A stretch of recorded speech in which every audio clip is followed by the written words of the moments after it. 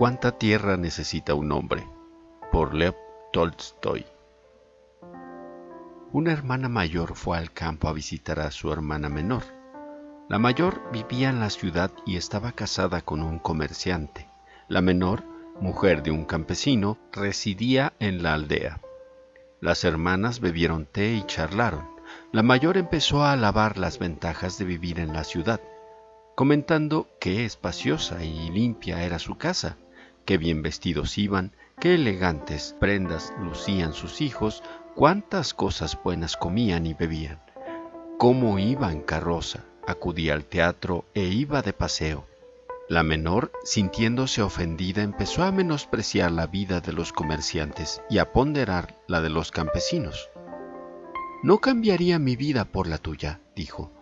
«Será todo lo gris que quieras, pero no sabemos lo que es el miedo. Es verdad que vuestro estilo de vida es más refinado, pero no es menos cierto que, aunque algunas veces obtengan grandes ganancias, al día siguiente podrían perderlo todo. Recuerda lo que dice el proverbio: la ganancia es hermana de la pérdida. A menudo sucede que hoy eres rico y mañana estás mendigando un pedazo de pan. En cambio, la vida del campesino es más segura, modesta, pero larga. Nunca seremos ricos, pero siempre tendremos que comer». Entonces la mayor dijo: «Ya, en compañía de cerdos y terneros, sin ninguna elegancia ni modales. Por mucho que se afane tu marido, vivirán entre estiércol y entre estiércol morirán, y la misma suerte conocerán vuestros hijos». «¿Qué se le va a hacer?», replicó la menor. «Nuestras labores lo exigen, pero en cambio nuestra posición es más firme. No tenemos que inclinarnos ante nadie, y a nadie tememos. Ustedes en la ciudad viven rodeados de toda clase de tentaciones. Hoy todo va bien, pero mañana el demonio puede tentar a tu marido con las cartas, el vino o una hermosa mujer, y todo se convertirá en polvo. ¿Acaso no sucede así a menudo?». Pajom, el dueño de la casa, estaba tumbado en lo alto de la estufa y escuchaba lo que decían las mujeres. «Es la pura verdad», exclamó. «Ocupados desde pequeños en cultivar a nuestra madre tierra, no tenemos tiempo de pensar siquiera en tonterías. La única pena es que disponemos de poca tierra.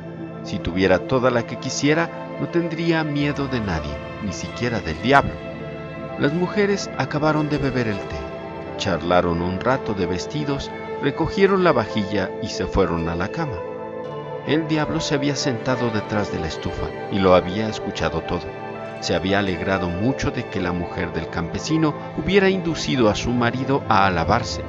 Se había jactado de que, si tuviese mucha tierra, no temería ni siquiera al diablo. «De acuerdo», pensó el diablo, «haremos una apuesta tú y yo. Te daré mucha tierra y gracias a ella te tendré en mi poder». Capítulo 2. Cerca de la aldea vivía una pequeña propietaria, dueña de una hacienda de 120 desiatinas. Antes siempre había vivido en paz con los mujiks, sin perjudicarlos en modo alguno, pero un día contrató como administrador a un soldado retirado, que empezó a abrumarlos con multas. Por muy atento que estuviera Pajom, tan pronto un caballo se metía en un campo de avena como una vaca se colaba en el huerto o las terneras entraban en los prados, y cada vez recibía una multa. Pajom pagaba y luego, en casa, insultaba y pegaba a los suyos. Aquel verano tuvo tantos quebraderos de cabeza por culpa de ese administrador que se alegró cuando llegó el momento de encerrar el ganado en los establos. Aunque le molestaba tener que procurarse forraje, al menos estaría libre de temores. Durante el invierno corrió la especie de que la señora quería vender la tierra y ya estaba en tratos con el posadero del Camino Real. Los campesinos recibieron la noticia con no poca inquietud. Si el posadero se queda con la tierra, pensaban, nos acribillará a multas, estaremos aún peor que con la señora. No podemos vivir sin esa tierra, la compraremos entre todos. Así pues, una asamblea de campesinos fue a ver a la señora para rogarle que no vendiera la tierra al posadero y le ofrecieron pagar un precio más alto. La señora aceptó. Los campesinos trataron de concentrarse para comprar toda la tierra. Se reunieron una vez y después otra, pero no se pusieron de acuerdo. El diablo sembró la discordia entre ellos y no fueron capaces de alcanzar un compromiso.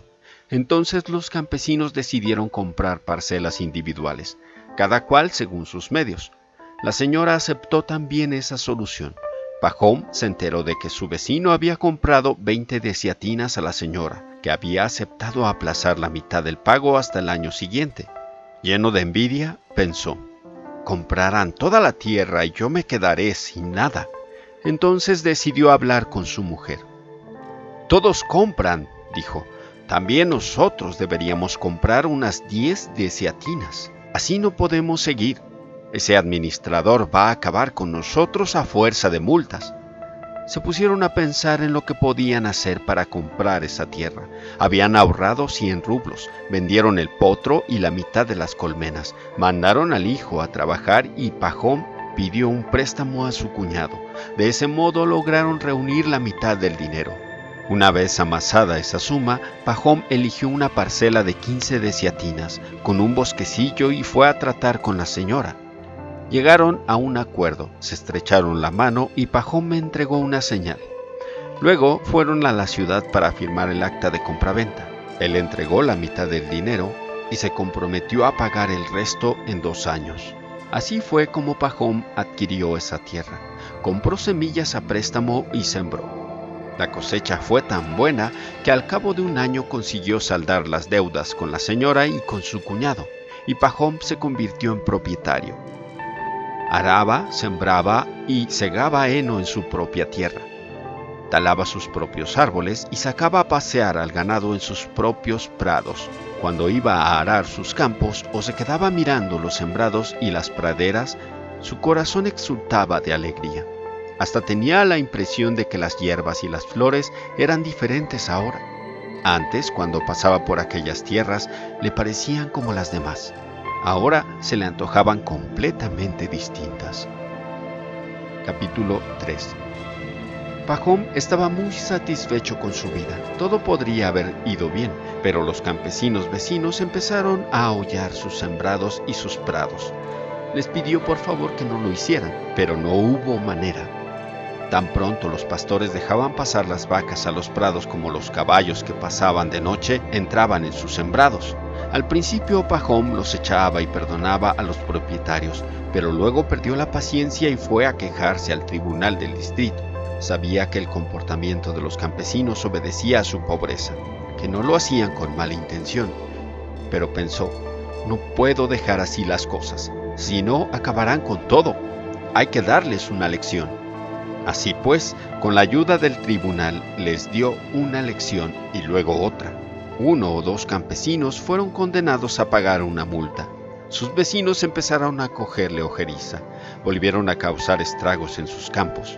Esta vez, a propósito, una vez uno de ellos entró en su bosquecillo y taló 10 jóvenes tilos para aprovechar la corteza. Al pasar un día por el bosque, Pahom creyó ver algo blanco. Se acercó y vio los troncos por el suelo, al lado de los tocones. Si al menos hubiera cortado los de los bordes y hubiese dejado uno aquí y allá, pero el muy canalla había cortado uno detrás de otro. Pahom se enfureció. «¡Ah! Si pudiera saber quién ha sido», pensó, «se lo haría pagar». Tras darle muchas vueltas, llegó a la conclusión de que solo podía haber sido Siomka. Fue al patio de Siomka a echar un vistazo, pero no descubrió nada y acabó discutiendo con él. No obstante, plenamente convencido de su culpabilidad, puso una denuncia. Juzgaron a Siomka, pero el tribunal lo absolvió por falta de pruebas. Pahom se ofendió aún más y riñó con los jueces y con el jefe de la aldea. «Están confabulados con los ladrones», dijo. «Si respetaran la justicia, no soltarían a esos maleantes». Pahom discutió con los jueces y con los vecinos, que le amenazaron con prender fuego a su casa. En definitiva, aunque Pahom tenía mucha más tierra, su posición era peor que antes. Por esa época, corrió el rumor de que la gente emigraba a lugares nuevos. «No tengo ninguna razón para marcharme de mis tierras», pensó Pahom, pero si alguno de nuestros vecinos se fueran, viviríamos con más holgura. Me quedaría con sus tierras y ampliaría mis propiedades. Entonces viviríamos mejor. Ahora padecemos demasiadas estrecheces. Un día en que se hallaba en casa, llamó a la puerta a un mujik que pasaba por la aldea. Pahom le ofreció un lecho donde dormir, le dio de comer y charló con él. Entre otras cosas, Pahom le preguntó de dónde venía. El mujik le dijo que venía de más allá del Volga, donde había estado trabajando. Poco a poco el mujik le contó que mucha gente se estaba estableciendo en aquellos lugares. Han venido campesinos de fuera, se han inscrito en el registro y han recibido 10 desiatinas por cabeza, dijo. Es una tierra tan buena que si siembras centeno crece como la paja, hasta alcanzar la altura que en 5 puñados forman un haz. Un mujik pobre de solemnidad, añadió, que llegó sin un céntimo en el bolsillo, ahora tiene 6 caballos y 2 vacas. Muy excitado, Pahom pensó, ¿por qué pasar apuros y estrecheces aquí cuando se puede vivir mejor en otro lugar? Venderé mis tierras y mi casa y con ese dinero me estableceré y llevaré mi propia hacienda. Aquí, con tantas apreturas, no hay quien viva, pero antes es preciso que vaya a enterarme de todo en persona. Ese mismo verano preparó lo necesario y partió. Descendió por el Volga en un vapor hasta Samara y a partir de allí cubrió a pie unas 400 verstas. Llegó al lugar y comprobó que todo lo que había oído era cierto. Los campesinos vivían con holgura. Cada hombre recibía 10 desiatinas y en el registro inscribían de buena gana a los recién llegados. Si alguien llegaba con dinero, además de la parcela que se le asignaba, podía comprar con derecho a perpetuidad toda la tierra que quisiera. La tierra de mejor calidad se vendió a un precio de 3 rublos la desiatina. Podía uno comprar cuanto se le antojara. Una vez enterado de todo, Pahom regresó a su casa en otoño y empezó a vender cuanto tenía. Vendió la tierra con beneficio, vendió la casa, vendió todo el ganado, se dio de baja en el registro y, cuando llegó la primavera, partió con su familia a esos nuevos lugares. Capítulo 4. Una vez allí, Pahom se inscribió en el registro de una gran aldea, ofreció de beber a los ancianos y puso en orden todos los papeles. Como su familia se componía de 5 personas, le entregaron 50 desiatinas de tierra en campos diferentes, con los pastos aparte. Pahom se estableció y compró ganado. Ahora tenía 3 veces más tierra que antes, contando solo la que le habían asignado, y era una tierra estupenda para el cultivo del cereal. Su situación era 10 veces mejor. Había gran abundancia de pastos y de tierras de labor y podía tener todo el ganado que quisiese. Al principio, mientras se ocupaba de la construcción de la casa y de todos los preparativos, estaba muy contento, pero una vez que se acostumbró, también esa tierra le pareció poca. El primer año Pahom sembró trigo en la tierra asignada y obtuvo una buena cosecha. Le hubiera gustado sembrar más, pero había poca tierra para distribuir y la que tenía ya no le servía, pues en esas regiones el trigo se siembra en tierras incultas o cubiertas de hierba. Siembran 1 año o 2 y luego dejan la tierra en barbecho hasta que vuelva a cubrirse de hierba. Eran muchos los que querían esa tierra y no había suficiente para todos. Así pues, surgían disputas. Los más ricos querían cultivarlas y los más pobres se las arrendaban a los comerciantes a cambio del pago de la contribución. Pahom quería sembrar más tierras. Al segundo año fue a ver a un mercader y arrendó tierras por 1 año. En suma, pudo sembrar más y obtuvo una buena cosecha, pero aquellas tierras estaban lejos de la aldea. Había que cubrir 15 verstas con los carros. Al cabo de algún tiempo, Pahom advirtió que algunos campesinos, comerciantes de los alrededores, vivían en granjas y se enriquecían. No estaría mal si yo también pudiera comprar tierras a perpetuidad y construirme una granja, se dijo. Así lo tendría todo a la puerta de casa. A partir de ese momento, Pahom no pensó en otra cosa. Vivió de ese modo por espacio de 3 años, arrendaba tierras y sembraba trigo. Esos años, las cosechas fueron buenas y Pahom empezó a ganar dinero. Vivía bien. pero le molestaba pagar cada año el arriendo de la tierra y tener que luchar por ella, porque allí donde había una buena parcela acudían enseguida otros campesinos y la acaparaban toda. Así que, si no llegaba a tiempo, se quedaba sin tierra para sembrar. El tercer año arrendó a medias con un mercader un prado de unos campesinos. Habían empezado a ararlo cuando los campesinos les pusieron un pleito y el trabajo se perdió. Si hubiera tenido mi propia tierra, pensaba, no habría tenido que rendir cuentas a nadie y me habría ahorrado todos estos disgustos. Y empezó a informarse de dónde podía comprar tierra a perpetuidad. Al poco tiempo conoció a un mujic que había comprado 500 desiatinas, pero se había arruinado y las vendía a un buen precio. Pajom entabló negociaciones con él. Tras mucho regatear, se pusieron de acuerdo en una suma de 1.500 rublos, mitad al contado y mitad a plazos. Habían cerrado ya el acuerdo cuando un día un comerciante de paso se detuvo en casa de Pajom para dar de comer a los caballos. Bebieron un poco de té y charlaron. El comerciante le contó que venía de la lejana región de los Bashkirios, donde había comprado 5.000 desiatinas de tierra por 1.000 rublos. Pajom le hizo algunas preguntas y el comerciante dijo lo siguiente: solo hay que ganarse la voluntad de los ancianos. Les he regalado batas y alfombras por valor de 100 rublos, además de una caja de té, y he dado vino a los que les gusta la bebida. De ese modo he comprado la tierra a 20 kopecks, la desiatina. Le enseñó el acta de compraventa y añadió: la tierra está a la orilla de un río y toda la estepa está cubierta de hierba. Pajom le hizo más preguntas y el comerciante dijo: hay tanta tierra que no podrías recorrerla en un año, y toda pertenece a los bashkirios, que son tan inocentes como corderos. Se puede conseguir la tierra casi de balde. ¿Por qué voy a pagar 1.000 rublos por 500 desiatinas?, pensó Pajom, y a contraer una deuda cuando con esa misma cantidad puedo conseguir allí toda la tierra que se me antoje. Capítulo 5. Pajom preguntó al comerciante cómo podía llegar hasta allí y, en cuanto lo acompañó a la puerta, empezó a hacer los preparativos para el viaje. Confió la casa a su mujer y partió acompañado de un trabajador.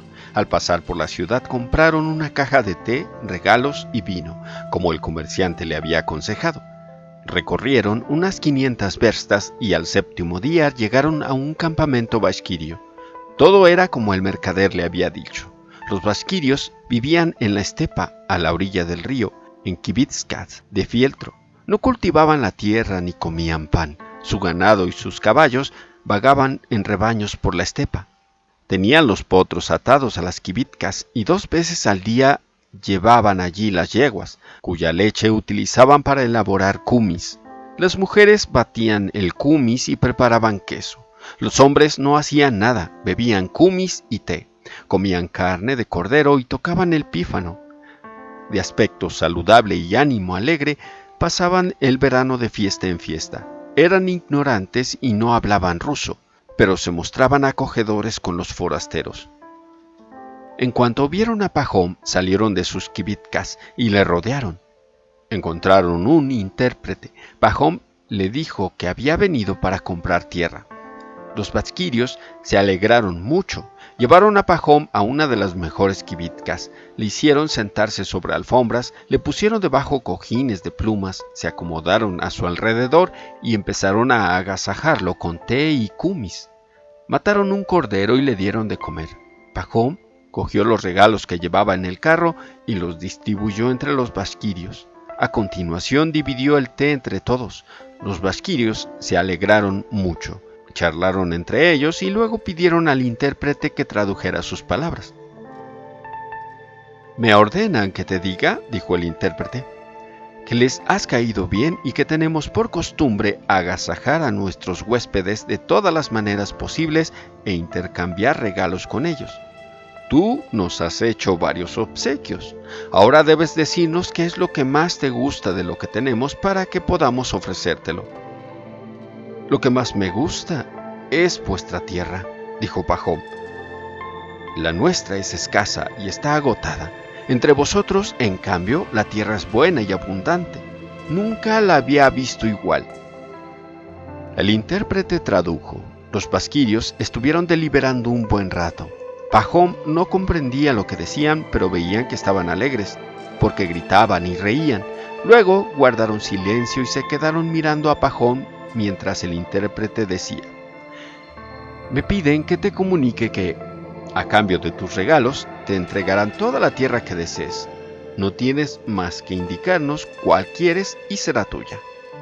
Los vasquirios se pusieron a hablar de nuevo, discutiendo entre ellos alguna cuestión. Pajón preguntó qué estaban diciendo y el intérprete le contestó. Unos aseguran que primero hay que consultar con el jefe y que no se puede hacer nada en su ausencia, mientras otros opinan que no es necesario su consentimiento. Capítulo 6. Mientras los vasquirios discutían, llegó un hombre con un gorro de piel de zorro. Todos guardaron silencio y se pusieron en pie. El intérprete dijo: es el jefe. Sin perder tiempo, Pajón sacó la mejor bata que llevaba y se la ofreció, así como 5 libras de té. El jefe aceptó los regalos y se sentó en el puesto de honor. A continuación, los vasquirios empezaron a decirle algo. El jefe los escuchó, hizo una señal con la cabeza para que se callasen y se puso a hablar con Pajón en ruso. Pues claro, dijo, elige la que más te guste. Hay tierra de sobra. Pero, ¿cómo hago para coger toda la tierra que quiera?, pensó Pajón. Hay que ponerlo por escrito de algún modo. De otro modo pueden decirme que es mía y luego quitármela. Os agradezco vuestras amables palabras, dijo. Tenéis mucha tierra y yo solo necesito una poca, pero me gustaría saber cuál es la mía. Quisiera medirla de algún modo y poner por escrito que me pertenece, porque la vida y la muerte están en manos de Dios.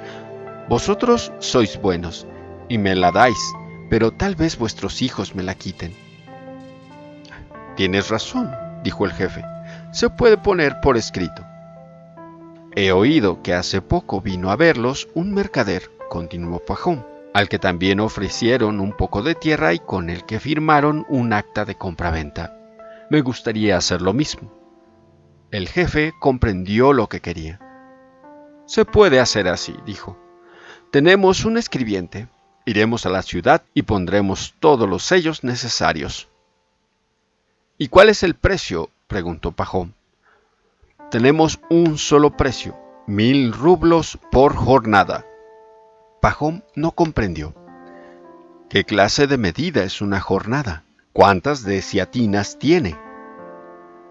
Nosotros no sabemos contar de ese modo, dijo el jefe. Vendemos por jornada. Toda la tierra que consigas recorrer en una jornada será tuya, al precio de 1000 rublos. Pajón se estremeció. En un día entero se puede recorrer mucha tierra, dijo. El jefe se echó a reír. ¡Ja, ja, ja! Toda será tuya, dijo el jefe, pero con una condición. Si antes del anochecer no has vuelto al punto de partida, perderás el dinero. ¿Y cómo vamos a marcar los lugares por los que pase?, preguntó Pajón. Nos colocaremos en el lugar de partida y nos quedaremos allí, mientras tú vas y vuelves. Llevarás un asadón para hacer señales donde sea necesario. Harás un agujero en cada extremo y dejarás al lado un montón de hierba. Más tarde nosotros pasaremos con el arado de un agujero a otro. Puedes hacer el recorrido que quieras, pero debes regresar al punto de partida antes de que se ponga el sol. Todo el terreno que logres abarcar será tuyo. Pajón se puso muy contento.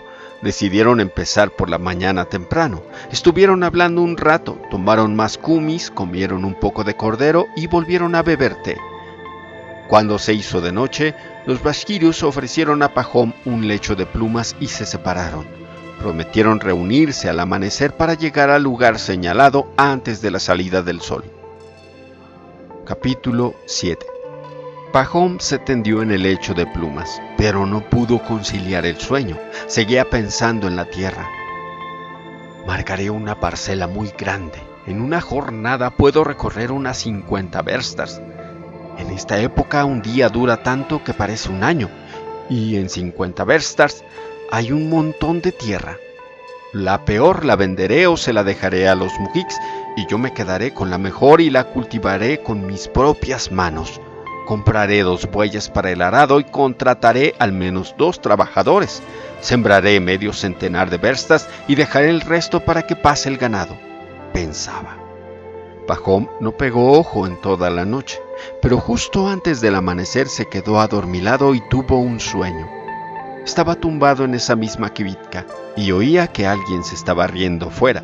Quiso saber de quién se trataba y se levantó. Cuando salió de la kibitka, vio al jefe de los bashkirios. Estaba sentado y sujetándose la panza con las 2 manos. Se balanceaba y se reía a carcajadas. Pajom se estremeció y le preguntó: ¿de qué te ríes? Entonces se dio cuenta de que no era el jefe de los bashkirios, sino el mercader que había pasado recientemente por su casa y le había hablado de esas tierras. Pero en cuanto le preguntó si llevaba mucho tiempo allí, advirtió que ya no era el mercader, sino aquel mujik que se había presentado en su casa mucho tiempo antes, procedente del Volga. Por último vio que tampoco era el mujik, sino el diablo en persona, con cuernos y pezuñas. Estaba allí sentado, riéndose a carcajadas, delante de un hombre descalzo, vestido solo con camisa y pantalón. Pajom miró atentamente para ver quién era ese hombre y se dio cuenta de que estaba muerto, de que era él. Se despertó horrorizado.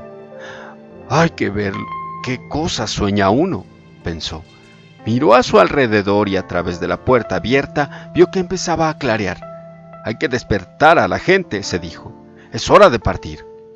Se levantó, llamó a su trabajador que dormía en el carro, le ordenó que enganchara y se fue a despertar a los bashkirios. «Ya es hora de que vayamos a la estepa a medir la tierra», dijo. Los bashkirios se levantaron y se reunieron. Al poco rato llegó también el jefe.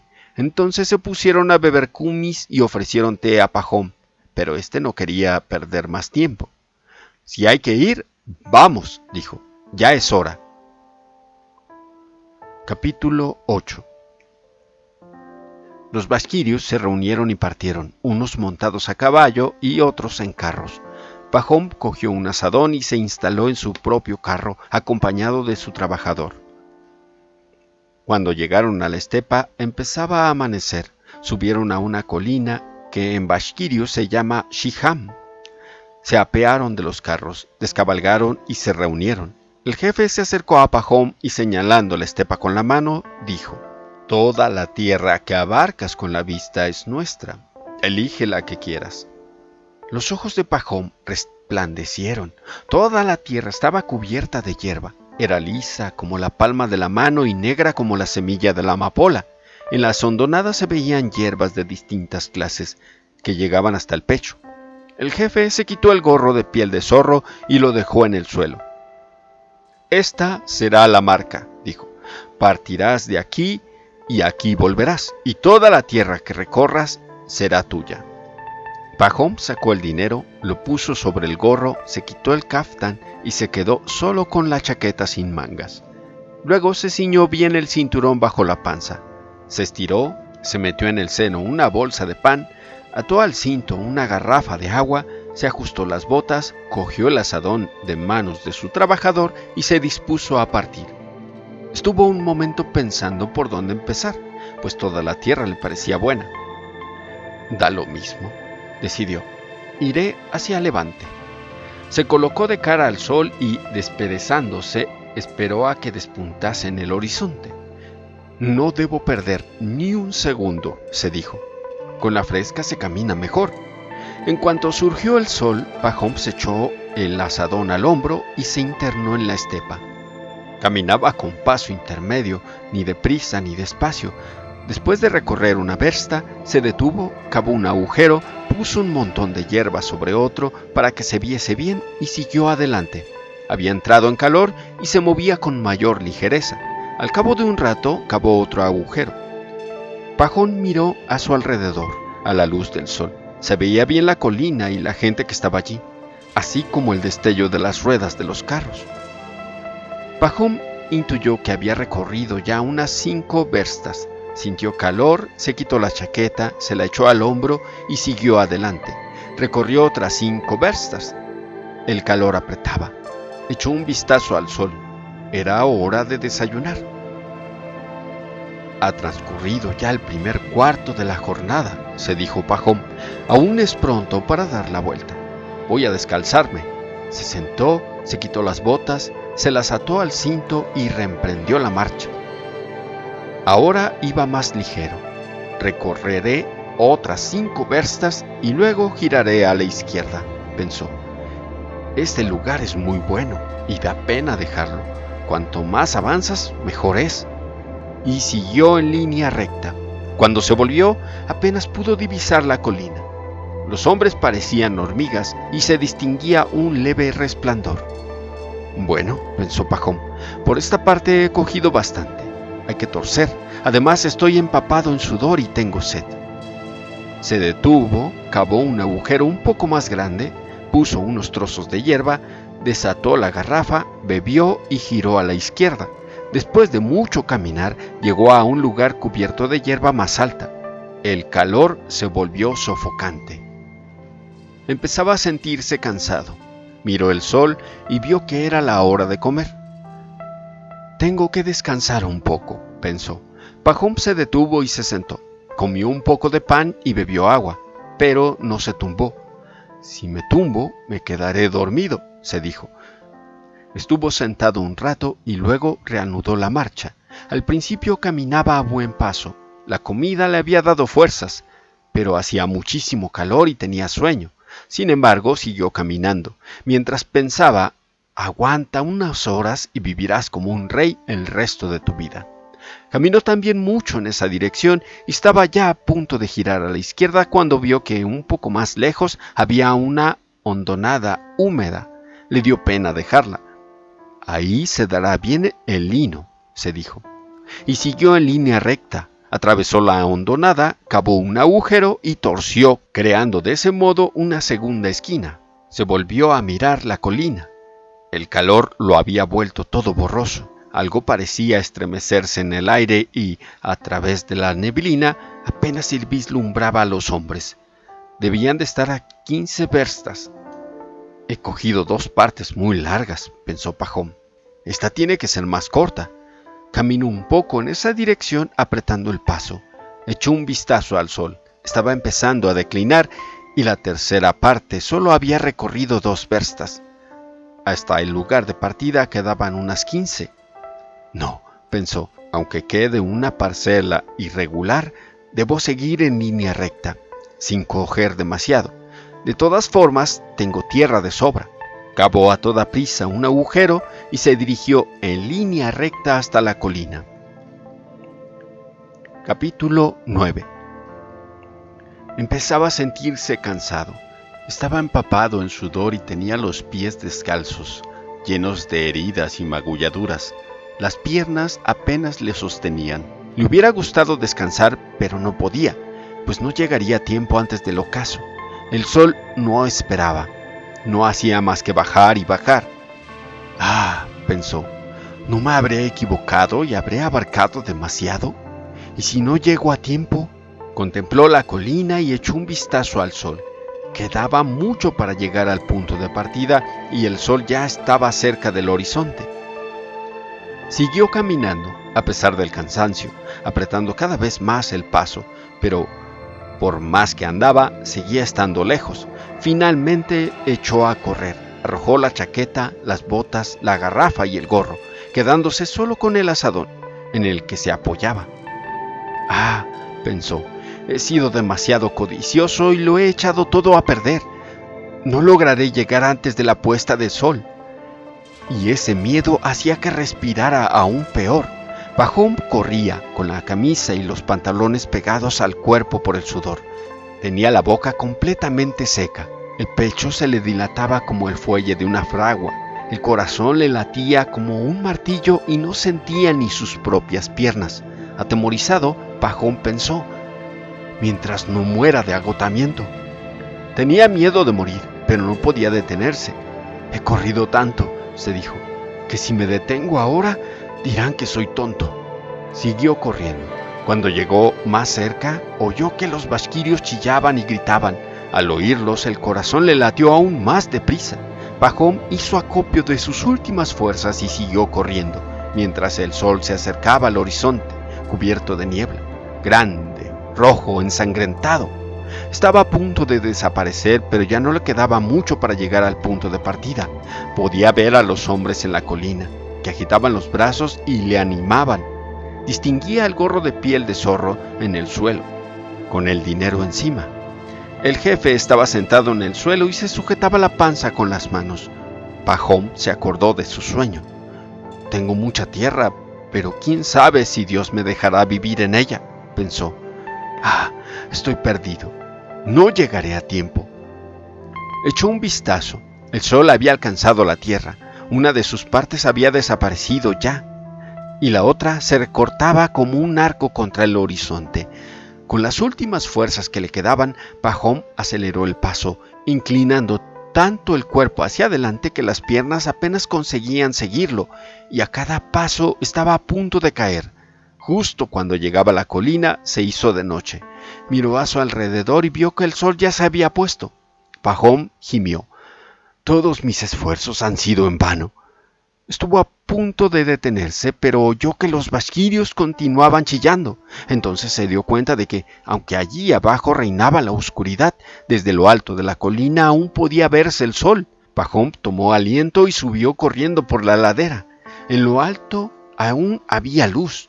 Lo primero que vio fue el gorro. Delante de él estaba sentado el jefe, riéndose a carcajadas y sujetándose la panza con las manos. Pajón se acordó de su sueño y gimió. Las piernas le fallaron, cayó de bruces y alcanzó el gorro con las manos. ¡Bravo!, gritó el jefe. ¡Has ganado mucha tierra! El trabajador de Pajón se acercó corriendo y quiso levantarlo, pero un reguero de sangre le corría por la boca. Estaba muerto. Los basquirios chasquearon la lengua para expresar su tristeza. El trabajador cogió el azadón, cavó una tumba lo suficientemente grande para alojar a su amo y lo enterró. 3 ashines de la cabeza a los pies le bastaron.